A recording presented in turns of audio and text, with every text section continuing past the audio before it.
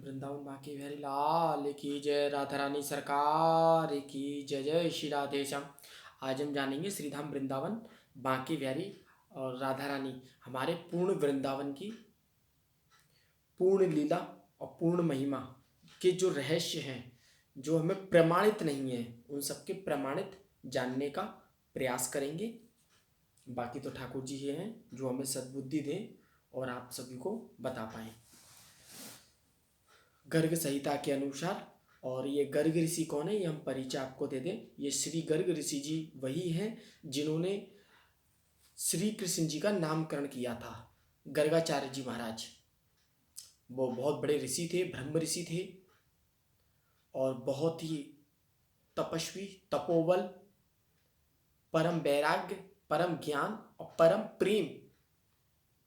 प्रेम के आदरणीय रहे हैं। ये उन्हीं गर्ग संहिता उन्होंने जो साक्षात जो वो देखते थे और वो जो लिखते थे, आज वही हम बताने का आपको प्रयास कर रहे हैं।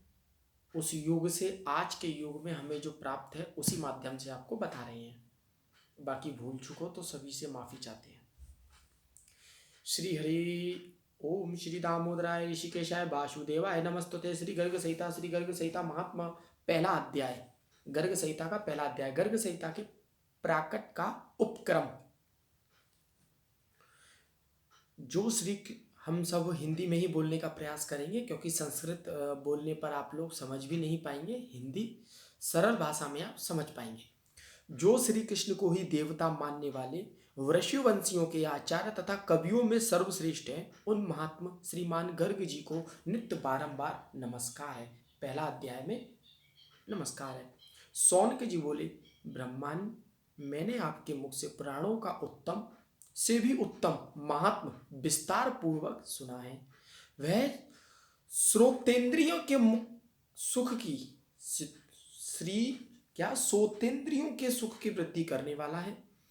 अब गर्ग मुनि की संहिता को जो सार रूप महात्मा है उसका प्रत्न पूर्वक विचार करके मुझसे वर्णन करो। सौनक जी बोल रहे हैं, ठीक है, अहो जिसमें राधा माधव की महिमा का विधिवत प्रकार से वर्णन किया है, वह गर्ग मुनि की भगवत लीला संबंधित संहिता धन्य है। सूत जी कहते हैं, अहो सौनक जी, इस महात्म को मैंने नारद जी से सुना। इसे सम्मोहन तंत्र से शिव जी ने पार्वती से वर्णन किया था। कैलाश पर्वत के निर्मल शिखर पर जहां आनंद अलकनंदा के तट पर अक्षयव्रत विद्वान है, उसकी छाया में शंकर जी नित्य विराजते हैं। एक बात बता दें, ये वही सूत जी बता रहे हैं कथा। जो लोग आजकल शूद्र को गलत तरीके से प्रमाणित कर रहे हैं, लेकिन शूद्र बहुत ही अच्छे और आचरण के लोग होते हैं और वही शूद्र है जो वास्तव में ठाकुर जी की और मानवता की सेवा का कार्य करे, वही शूद्र है। और शूद्र जी ही सोचिए एक ब्राह्मण को बता रहे हैं। ऐसा नहीं है कि हम ब्राह्मण हैं उसके बाद भी हम कहें कि नहीं हम ब्राह्मण ही उच्च।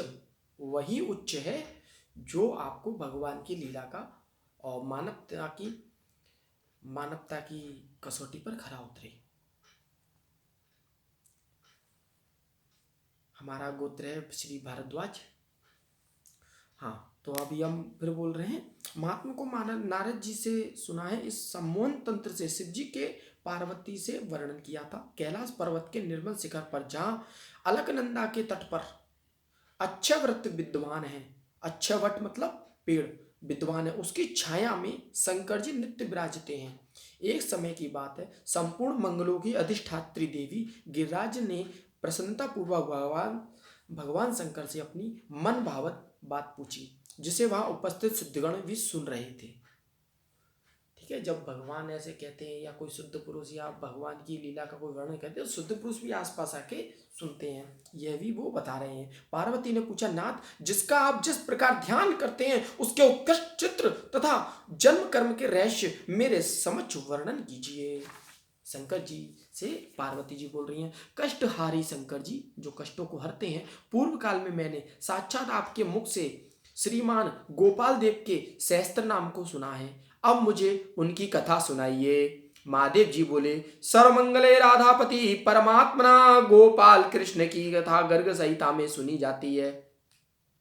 देखिए बता रहे हैं, पार्वती जी ने पूछा, शंकर पुराण और संहिता तो अनेक है, परंतु आप उन सब का परित्याग करके गर्ग संहिता की ही प्रशंसा करते हैं।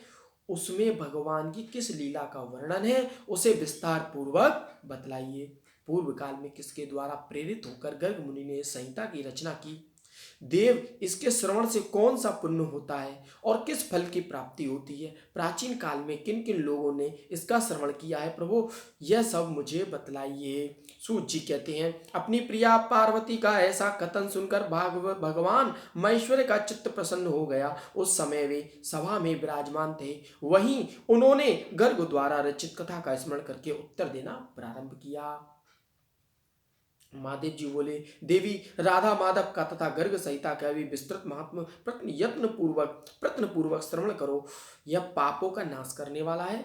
जिस समय भगवान श्री कृष्ण भूतल पर अवतरण होने का विचार कर रहे थे, अवतरण होने का भूतल पर विचार कर रहे थे, उसी अवसर पर ब्रह्मा जी के प्रार्थना करने पर उन्होंने पहले राधा से अपने चरित्र का वर्णन किया था। तदनंतर गोलोक में शेष जी ने कथा श्रवण के लिए प्रार्थना की। तब भगवान ने प्रसन्नता पूर्वक पुनः अपनी संपूर्ण कथा उनके सम्मुख कह सुनाई। तत्पश्चात शेष जी ने ब्रह्मा को और ब्रह्मा ने धर्म को यह संहिता प्रदान की। सर्वमंगले किसका नाम ले रही है? पार्वती जी का नाम है सर्वमंगले। फिर अपने पुत्र नर नारायण द्वारा आग्रहपूर्ण प्रार्थना किए जाने पर धर्म ने एकांत में उनको इस अमृत स्वरूपणी कथा का पान कराया था। पुनः नारायण ने धर्म के मुख से जिस कृष्ण चरित्र का श्रवण किया था, उसे सेवा परायण नारद जी से कहा। तदनंतर प्रार्थना किए जाने पर नारद ने नारायण के मुख से प्राप्त हुई सारी की सारी कृष्ण संहिता गर्गाचार्य जी को कह सुनाई।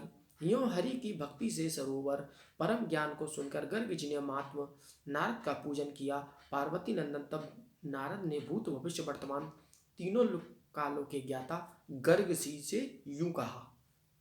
नारद जी बोले, गर्ग जी, मैंने तुम्हें संक्षेप से श्री हरि की यशो गाथा सुनाई है, वह वैष्णवों के लिए परम प्रिय है। अब तुम इसका विस्तार पूर्वक वर्णन करो।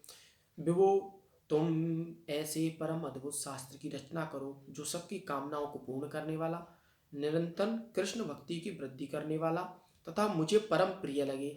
विपेंद्र, मेरी आज्ञा मानकर कृष्ण द्वैपायन व्यास ने श्रीमद् भागवत की रचना की, जो समस्त शास्त्रों में परम श्रेष्ठ है।